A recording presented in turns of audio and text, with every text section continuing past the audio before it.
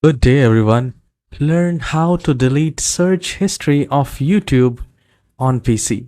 So open your browser and log into YouTube.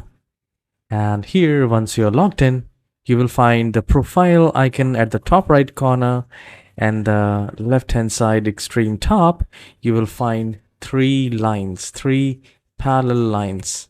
So the moment we click on that, you will find view history playlist watch later. So we just have to click on history, and then at the right hand side we have this clear all watch history.